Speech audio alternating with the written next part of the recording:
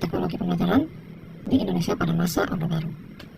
Assalamualaikum warahmatullahi wabarakatuh.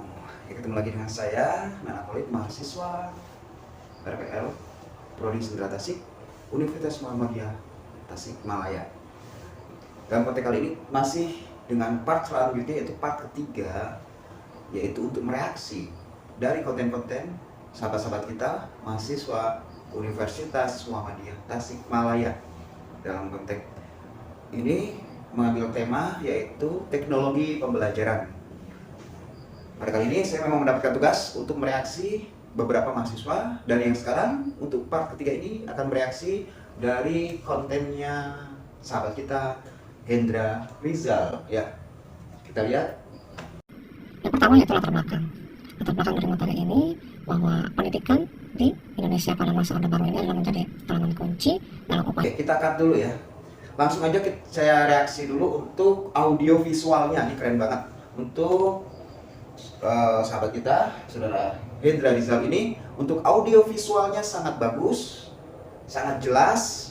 Untuk visualnya wajahnya jelas, pencahayaannya juga sangat jelas, dan untuk audionya juga sangat jelas didengarkan, sehingga enak dan nyaman untuk kita nikmati ya, dari alur-alurnya dan ketenangan beliau dalam menyampaikan literasinya. Kita lihat lagi. Pembangunan nasional. Kenapa? Karena pada masa itu banyak dipengaruhi oleh kondisi politik, sosial, sehingga fokus pembangunan nasional pada saat itu diprioritaskan untuk stabilisasi politik setelah adanya gerakan 30 September 1965. Materi yang akan dibahas di dalam presentasi kali ini yaitu yang pertama ada penggunaan teknologi dalam dunia pendidikan, selanjutnya ada aspek menariknya, media pembelajarannya, landscape pembelajaran dan suasana pada masa Orde Baru, sistem pendidikan yang diterapkan serta tokoh, tahun dan peran pentingnya. Yang pertama ada penggunaan teknologi dalam dunia pendidikan. Pada masa ini sudah ditemukan atau sudah digunakan berbagai teknologi yang mencakup alat-alat visual dan alat-alat teknologi elektronik. Alat visual seperti adanya gambar, peta, simbol, model yang bertujuan untuk membantu siswa memahami pelajaran dengan lebih baik. Sedangkan dalam teknologi elektroniknya ada peningkatan besar di mana penggunaan alat modern dalam pendidikan seperti perangkat keras seperti proyektor dan perangkat lunak seperti rekaman, audio, radio, dan televisi diperkenalkan sebagai alat pembelajaran. Secara keseluruhan, penggunaan teknologi dalam dunia pendidikan pada saat itu sangat membantu dalam proses pendidikan. Aspek menarik di dalam pendidikan pada masa Orde Baru itu yang pertama adalah kurikulum 1998, di mana dalam kurikulum ini menekankan kepada pembinaan Pancasila, pengetahuan dasar dan percakapan khusus. Sementara di dalam kurikulum 1994 lebih menitikberatkan pada muatan nasional dan lokal. Pada masa ini juga mulai ditandai dengan perkembangan infrastruktur pendidikan yang menjadi sorotan, di mana banyak pembangunan gedung-gedung sekolah pendidikan yang tentu saja ini sebagai upaya dari pemerintah untuk mempercepat pembangunan nasional. Dan aspek menarik selanjutnya adalah pada masa ini pendidikan itu terpusat, sehingga segala sesuatunya terpusat oleh pemerintah, baik dalam kurikulum, pelajaran, dan sebagainya. Selanjutnya materi tentang media pembelajaran. Media pembelajaran dalam pendidikan masa Orde Baru ini sudah mulai menggunakan media elektronik seperti yang tadi saya jelaskan, seperti penggunaan proyektor, tape recorder, radio, dan televisi sudah menjadi pendekatan dalam proses pembelajaran. Juga sudah ada video dan presentasi PowerPoint. Sedangkan untuk metode pembelajaran yang terkhusus di dalam kurikulum 1984 menerapkan pendekatan proses skill dengan model CBSA atau cara belajar siswa aktif.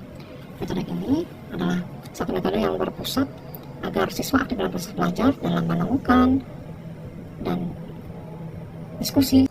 Nah, saudara Hendra Rizal ini, sahabat kita ini, saudara Hendra Rizal ini, dia mengemukakan atau menganalisa tentang teknologi pembelajaran di masa Orde Baru, yaitu di zaman pemerintahan Bapak Jenderal Soeharto ya.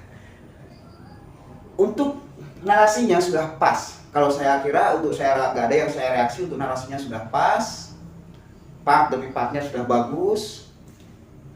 Nah, mungkin ada sedikit ini nanti bahwa pada zaman dulu itu memang ada semacam penataran ya untuk setiap siswa yang masuk ke SMP dan masuk ke SMA, dan juga seluruh masyarakat harus mengikuti penataran P4.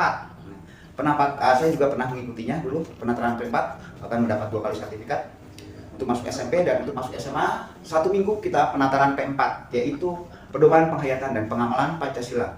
Tapi di dalam penataran P4 itu tidak sampai harus menghafalkan butir-butir Pancasila, nggak sampai. Jadi lebih detailnya lagi nanti ada di pelajaran PMP atau PPKN, atau kalau sekarang zamannya PKN. Nah, di SMA lebih dipisah lagi menjadi pelajaran tata negara dan pelajaran PKN.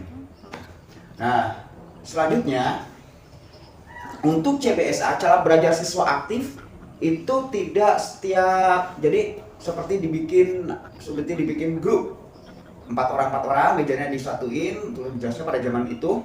Nah, siswa itu ditekankan untuk punya inisiatif. Contoh, ada sebuah masalah, ada sebuah mata pelajaran, dari situ ada membahas sebuah masalah di dalam pelajaran itu. Nanti diberikan kepada siswa, silakan untuk dianalisa. Nah, itu dicari nanti. Nah, setelah itu dalam proses CBSA itu nanti mencari pertanyaan sekira-kiranya di dalam itu yang menjadi sebuah masalah. Nah, itu ditanyakan pertama ke antar teman, antar grup. Selanjutnya nanti ada guru sebagai titik terakhir pemberi penjelasan atau penerangan atau sebutnya moderatornya, dan kita lebih aktif lagi karena dari temanya ya sudah cara belajar siswa aktif. Nah, seperti guru belajar study club itu pada waktu itu kalau yang pernah saya rasakan. Kita lanjutkan lagi. Murni dan konsekuen. Kemudian ada Profesor Dr. Ing Wardiman Jojonegoro. Ini merupakan. Nah, kita akan lagi ya. Untuk pronouns, untuk pengucapan, Bapak Profesor Dr. Ing, bukan itu engineering pada zaman dulu kan ada dokterandos, DRS, kalau perempuan DRA, dokteranda. Kalau ini untuk mesin doktor engineering. Wardiman bukan Jojonegoro, tapi Joyonegoro. Wardiman Joyonegoro itu Menteri Pendidikan pada zaman era Bapak Jenderal Soeharto. Lanjutkan. Pada tahun 1978 sampai dengan 1983, kebijakannya itu mengembangkan kurikulum 1975 yang menekankan pada pendidikan moral dan karakter.